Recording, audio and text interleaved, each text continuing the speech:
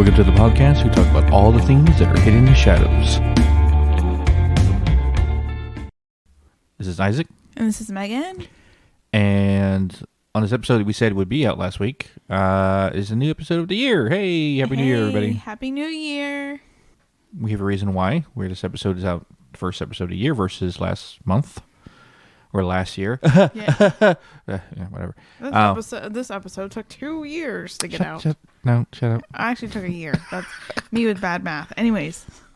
I was sick last week. Actually sick on Christmas time. Yeah. Which was... Oh, and it was sucky because he had like 4 days off. 5. And he couldn't enjoy them because he was battled with congestion. Which you might hear me cough throughout the episode, but yeah, hopefully Megan can get it out. But yeah, I was sick, so we couldn't record anything because I sounded like shit, and I was coughing majority of the time. So that gunk was stuck on his chest. Ew. Okay, go ahead. All right, weirdo. Sorry, it's the new year. I'm getting all like the butterflies, the weirdies, the. So one cool thing, I guess you noticed, we have a new intro. Yeah. So. Enjoy that. New music and stuff like that we found. It gives a better vibe to what we plan to do as podcasts. So, I think it gives I think it sets the tone definitely for the year and like what we're going to trek through. Does that make sense? In the paranormal world. Does that make sense? Yes. Okay. Something that I'm picking on you on because I thought it was hilarious when I first saw it. I don't know if anyone's listened to an episode prior to this one called the Cheshire Demon. All right, the Cheshire Cat Demon. When I looked on the episode to listen to it, it said Chester Demon, which at first thought came in my head is like Chester Bennington. Oh my gosh. Linkin Park, right? And I instantly got an image in my head and made me fucking laugh. I laughed for about 15 all day actually when I read that because I kept thinking about like investigators in a paranormal place going, who's anyone there? Crawling in my skin. What the fuck's going on? Right? All of a sudden you hear out of nowhere, shut up when I'm talking to you. I'm like, in the end, it doesn't even matter. I had to change it because for whatever reason, I don't know why when I was doing like all the thumbnail editings and stuff like that for the episode, I put Chester Entity. And really and truly, like I'm a bad speller, and I just didn't know that Cheshire Cat, it's actually Cheshire Cat. Cheshire. Yeah, Cheshire. It would spell like Cheshire. Yeah, whatever. You know, making my own words here, I guess. Anyways, I don't know why I kept spelling it Chester. Yeah, because that made me laugh because that's hilarious. Me thinking about a paranormal team encountering like a Chester Bennington demon. Not Chester Bennington, that Chester Bennington demon just singing Linkin Park lyrics while they're investigating. Oh my gosh. Hearing that and like a whisper goes, like, in the end, it doesn't even matter. Like, everyone's looking around like, what the hell's going on? Oh my gosh. Yeah. Typo on my part. And it was correct on the thumbnail, but like in the actual episode title, it was wrong. So I had to change it. And it would not change like for a good, like, I think I had to go in like 2 or 3 times. It wouldn't change. So it was like, yeah. Anyway, on to today's episode. Were you still laughing about it? Yeah. The way you played that out. Okay. It's funny to me. I laughed about it for a whole day. I kept thinking about that. I'm going to be laughing this whole episode. Thanks. Yes. But today we're talking all about snow anomalies. Yes. So, and the paranormal. Yeah, and I think we're going to also talk about a little bit about like the weather and could that influence the paranormal, because I thought that maybe this was something that me and Isaac were just like totally out there. We were just pulling for an episode that we thought would be intriguing and kind of like a new kind of avenue to dive down, you know, when it comes to the paranormal. But apparently it is a major thing that people are researching if there is a uptick in paranormal activity due to certain weather situations like thunderstorms, hurricanes, massive snowstorms, things like that. Could that influence the paranormal? And then of course there's also like urban legends and certain entities that come out during snowstorms or known for being around snow areas. So, or places that get a lot of snow. Yeah. Okay, so the first one that I thought was interesting to talk about was an urban legend from Japan. And this is about a snow woman or snow demon, they've even referred to her as. Her name is Yuki Onna. She's a popular figure in Japanese folklore and ghost stories. The name Yuki Onna translates to snow woman in English. According to the legend, Yuki Onna is a beautiful and mysterious spirit associated with winter and snowstorms. The backstory of Yuki Onna varies in different versions of the folklore, but there are some common elements. In many tales, Yuki Onna is depicted as a vengeful spirit or a supernatural being who appears during snowy nights. She is often described as a tall, pale woman with long black hair and wearing a white kimono. One version of the backstory suggests that Yuki Onna was once a human woman who died in the snow. Her spirit became trapped in the icy cold and transformed into a ghostly figure. Another version portrays Yuki Onna as a spirit who was born from the intense emotions of someone who died in the snow. Yuki Onna is known for her ability to control ice and snow, and she is known to be able to freeze people with her icy breath or touch, and she is often associated with bringing death or misfortune to those who encounter her. However, there are also stories where Yuki Onna shows mercy to those who treat her with kindness or spare their lives if they are promised to keep her existence a secret. Yuki Onna has been featured in various forms of Japanese literature, theater, and film, and her character has become a popular subject in horror movies and is often portrayed as a hauntingly beautiful but deadly figure. There was also another kind of like version that she actually came from the moon and she ventured to Earth during a snowy night and for some reason couldn't get back to the moon, so she's stuck on Earth kind of like going around. And it's like one of those things where like some people have like seen her, and on snowy nights and stuff like that. But I thought that was interesting. That was probably, other than a couple cryptids, I feel like that is the only like major urban legend that is straight up focused around snow.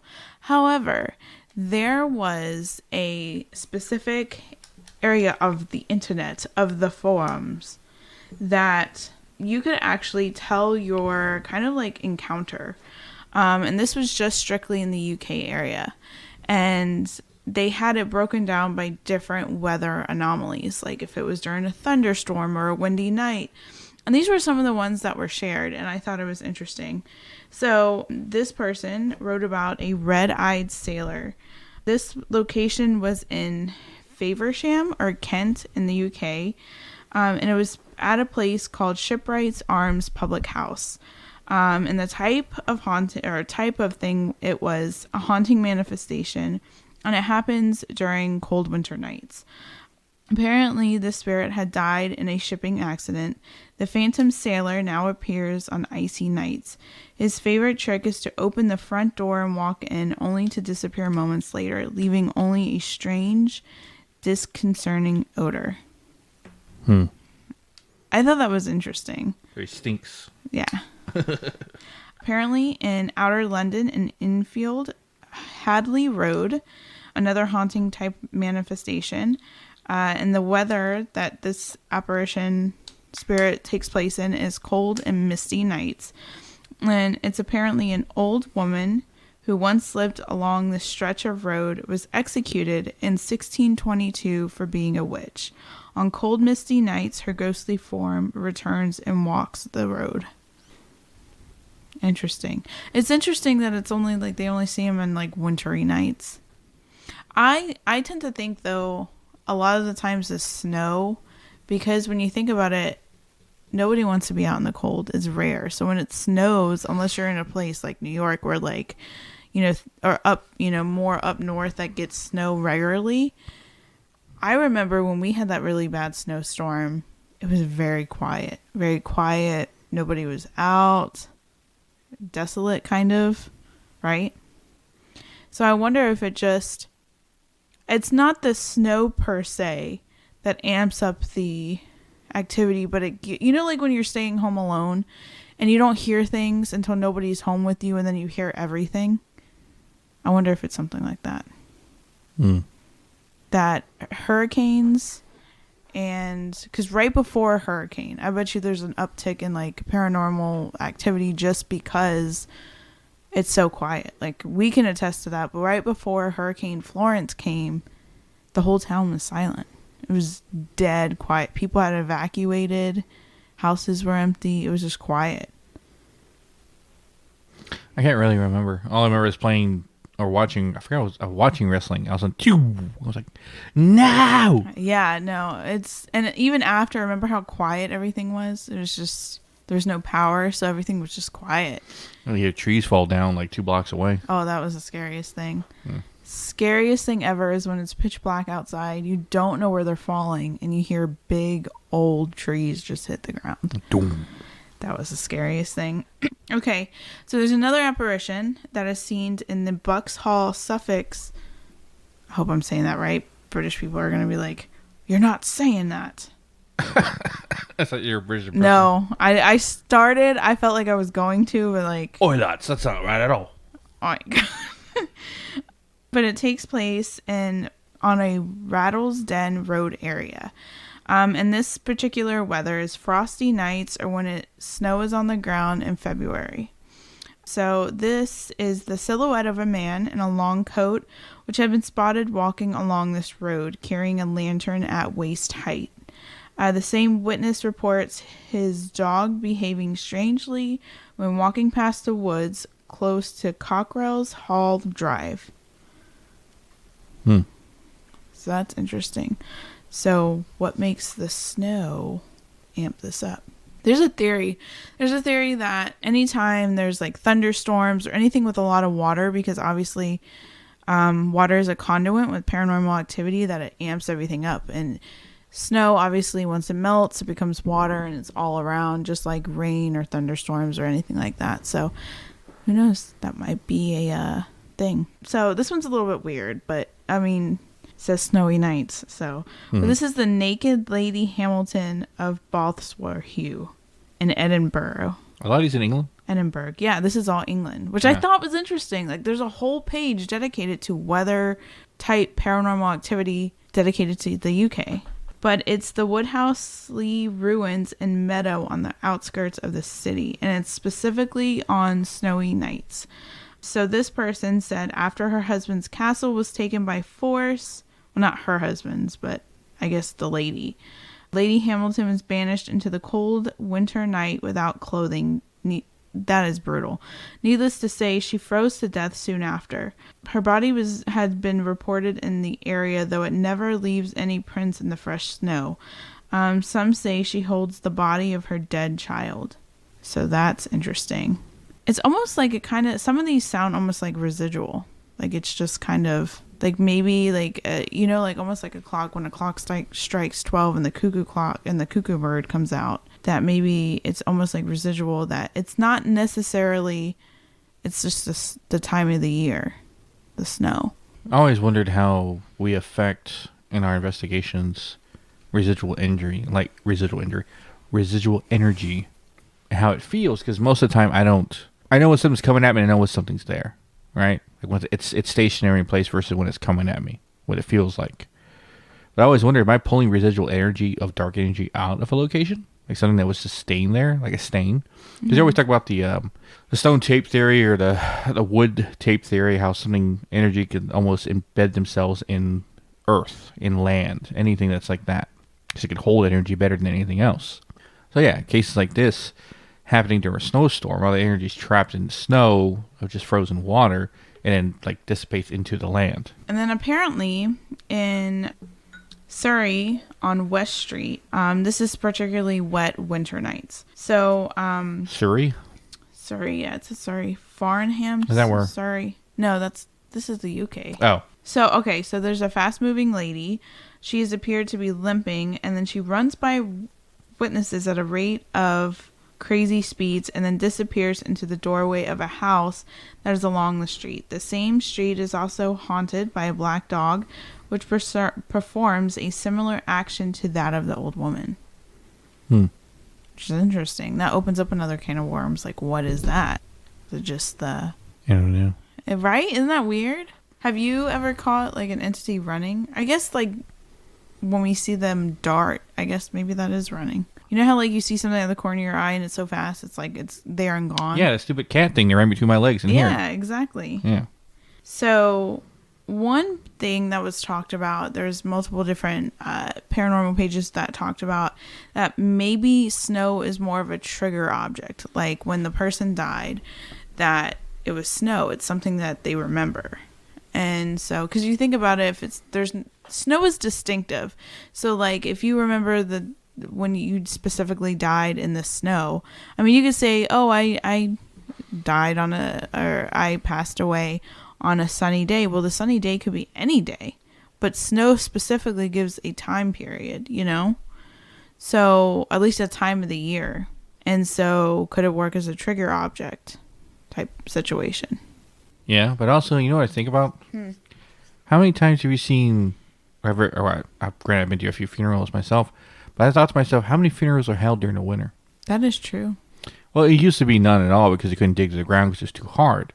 So most times they just let the bodies on ice, essentially, until the ground was warm enough for them to dig through it. So someone's body, kept above ground for months during the winter times, right? But you think about it, back in the olden times, too, a lot of death occurred during winter because it was hard to grow crops. A lot of diseases, sickness spread during the winter. And people would freeze to death outside. Yeah, exactly. Yeah. So, and when you think about it, like, obviously, in today's, like, society, majority of people have, like, a house or, like, heat of some sort of heat source, whether it be building a fire or whatever. But back in olden times, it was harder to stay warm and stuff like that. So winters were looked more as like a harsh time period. Now, in today's society, we have Christmas during the winter. We have New Year's parties. I mean, financially, it sucks sometimes, but, it's not looked at as being technically harsh like it would have been in settlement times and even further back. Yeah. So, connotation with the snow is different. It just, as I said, it's a time of the period of year where, like I said, if you died and your body's still not put in the ground, you're lingering above. And sometimes that time period could keep you stuck there in the snow. Exactly. That's crazy. Da-da-da. So there's another weird thing that I thought was interesting. Apparently, there were stories of phantom monks in Ware in the UK in Hertfordshire who had allegedly been heard chanting on the grounds of the Amwellbury house. And apparently they would hear this on the evening before snow had settled, according to an article by higgypop.com. Which I thought that's interesting, like the correlation. You see Higgy Pop? Higgy Pop. And apparently there's been documentation as well of a height in paranormal activity during snowstorms. So again, lies the question, could weather affect the paranormal? What do you think? What's your opinions on it? I don't know 100% sure think the weather paranormal as much as it would. The energy is there regardless. Now the weather could heighten the paranormal. Again, we've never really investigated in rain because majority of our investigations have been outside. We have investigated in the cold in the summertime. My earliest days investigating were during the cold. Yeah. Yeah. When I think about it, a lot of our investigating happened during, winter. Which I do experience a lot when we're out there. But in the summertime, same. But I mean, it's also mosquitoes. I would like to do it, I think, right before a hurricane. And see if, like, I don't know. Because obviously, the earth reacts. Like, the birds, like, the best way to describe it is when a hurricane, especially when it's going to be gets ready to hit, there's like an impending doom that starts in, and you can feel it, and like it gets to a point where there's no birds, no insects whatsoever. So I'm wondering if the energy even on the ether is changed when there's like a disaster getting ready to happen. We'll never know until it happens, but luckily we have plenty of opportunities here, where there's hurricanes every single year. Okay, so I have a weird story about seeing some lights during a snowstorm. So one winter night, a group of friends decided to go for a drive in a rural area known for its snowy landscapes. As they drove along a deserted road, a heavy snowstorm began to intensify. The visibility became poor and the road became treacherous to navigate. Suddenly, one of the friends noticed a faint glow in the distance. As they continued driving, the glow grew brighter and more distinct. It appeared to be a series of pulsating lights hovering just above the ground. The lights seemed to change color, shifting from blue to red to green. Intrigued and slightly unnerved, the group decided to pull over and investigate. They stepped out of the car and were immediately struck by the eerie silence of the snow-covered surroundings. The only sound was the wind. As they approached the lights, they noticed that the snow beneath them was untouched, as if the lights were floating just above the ground. The lights continued to pulsate and change colors, casting a weird glow on the snow. Suddenly, the lights shot up and into the sky with incredible speed, disappearing into the clouds. The friends were left in awe and wonder, unable to explain what they had just witnessed. The sighting of strange lights during a snowstorm left the group with a sense of mystery and intrigue. They couldn't help but wonder what the heck that they witnessed, if it was something paranormal or it was just a logical explanation for the lights. The thing is, a lot of things up north. Fireworks. Oh, I was like, what the hell does that sound? It sounds like rain on a tin roof. A lot of things. I just got distracted. What I was going to say. A lot of alien sightings and stuff like that, lights and stuff like that, happen up north where it is snowy a lot, especially in the Canada areas, eh? Yeah, and that again brings you back to the point of it being silence, desolate.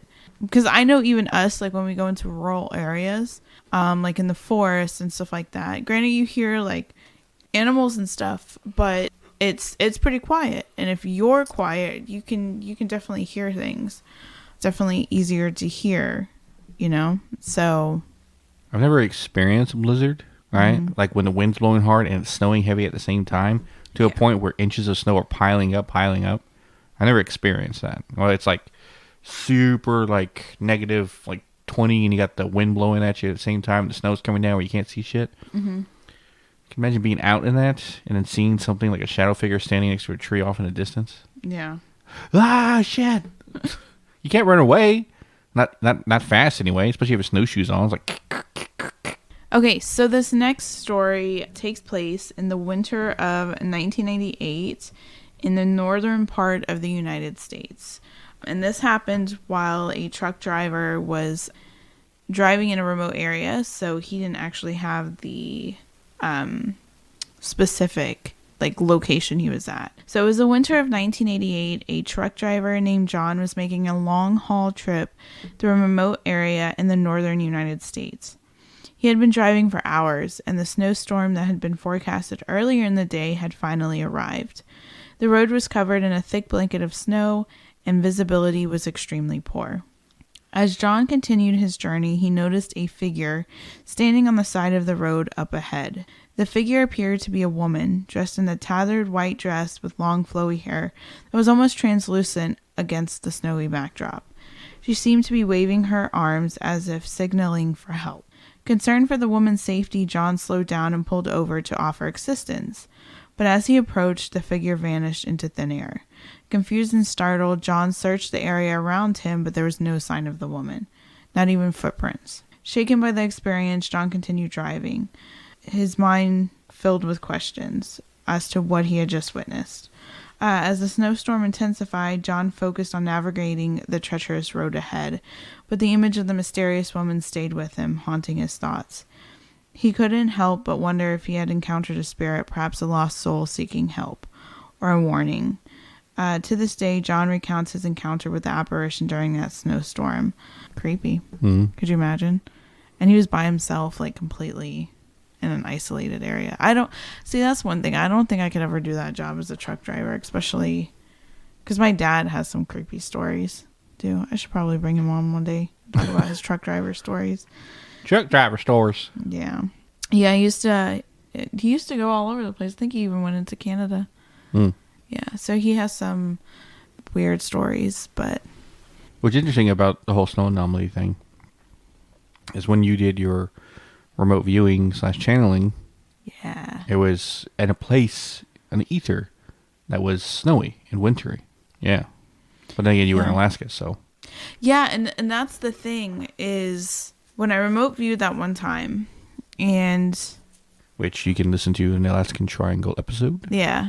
It wasn't actually snowing in Alaska at the time, but for whatever reason, when I was remote viewing in, it showed snow. Yeah. But that's the thing, is it was very desolate and quiet, and you think about it, in Alaska, there's a lot of stuff.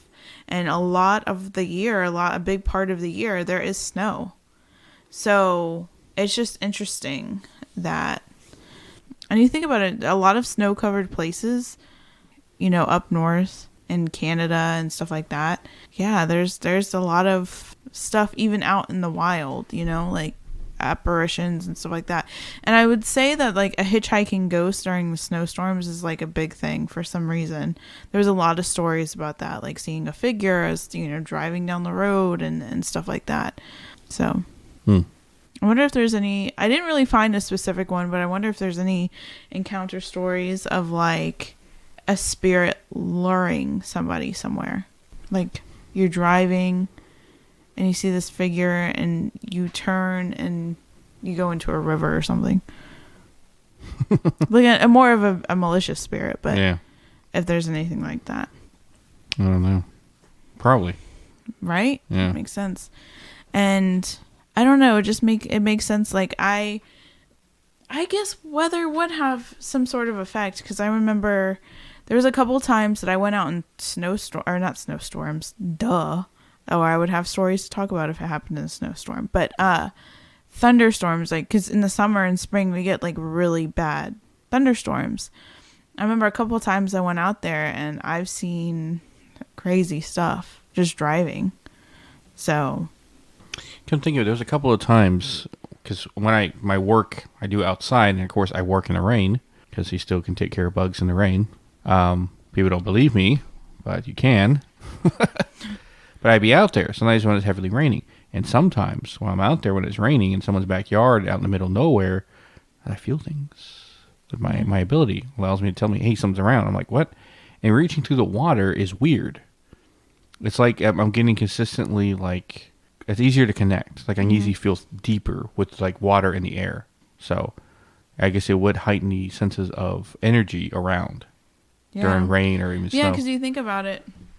There was one conversation that was taking place on a forum about, you know, in places that get heavy amounts of rain or houses that are by rivers, stuff like that, is paranormal activity heightened?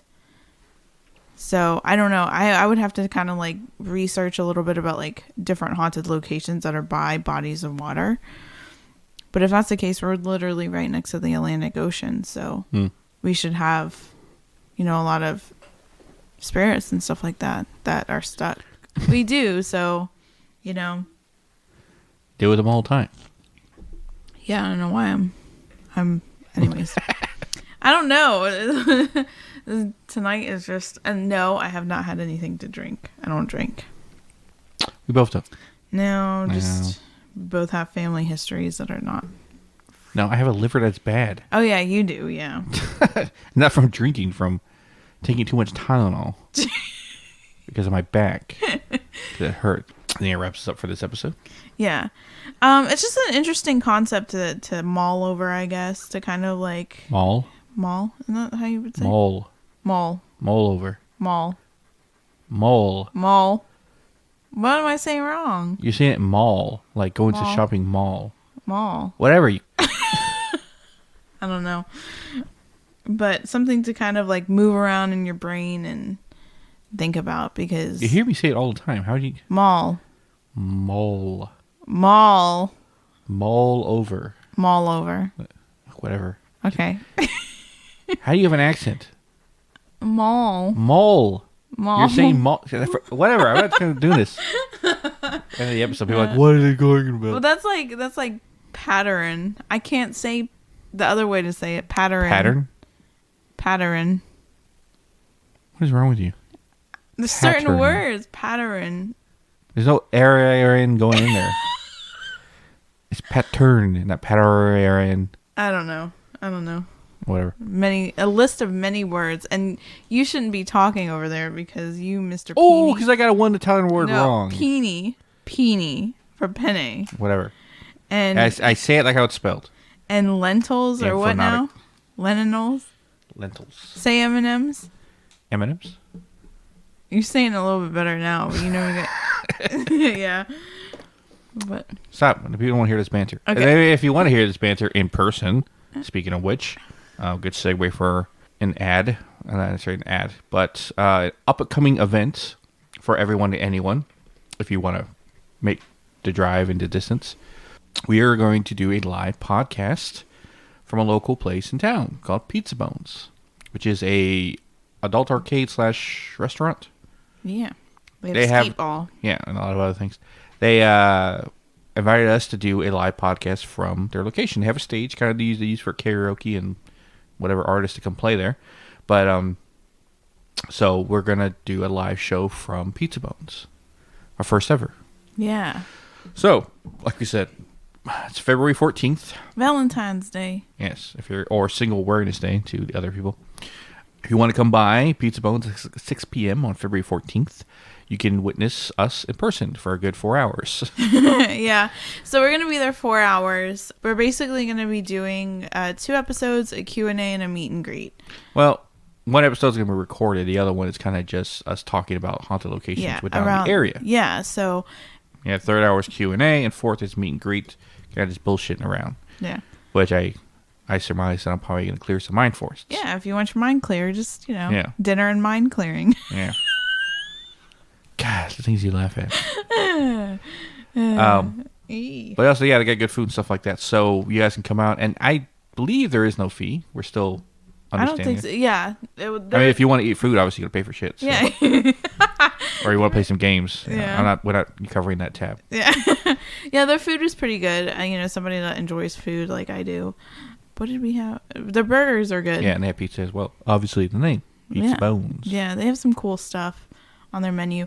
We'll post, where you could see their menu even on our Instagram. So head over to our Instagram if you want to see, more in-depth detail. We'll have an in-depth posting. Yeah, so come meet us in person if you want. No pressure. We'll have some merch, too. Yes. So, look forward to that. Along with, what are we talking about next week? Next week is about time and time warps. So, weird things that have associated with time. Because we have even had weird stuff happen with time in investigations. Where it seems like hours have gone by. Or no, it's the opposite. It seems like we just got there, but hours have literally gone by. And kind of seeing the connection between that, but seeing things more on a heightened scale, time warps in actual everyday life and stuff like that. Time traveling, could that be a thing? Well, because I had a dream one time, and I want to talk about that because it involves time, amongst other things. But I thought of it would be a good idea for an episode because of learning about the aspects of time and time-space and how it works with the fourth dimensional space and all that stuff. This one's going to itch your brain because I started I've been researching and I've had to take breaks because I was like, dang, it's a brain itcher topic. So look forward to that next week. And also a lot of new episodes and bonus episodes coming out next couple months, all leading up to our live episode at Pizza Bones that we were talking about. Yeah. But as always, guys, you can catch our social media at Hidden in the Shadows Podcast on Instagram, Hidden in the Shadows 6 on X, Hidden in the Shadows Podcast 2 on TikTok. Our links to all our social media, always you can listen to us at hiddenshadowspodcast.com. And as always, we'll catch your weirdos in the next one. Yes.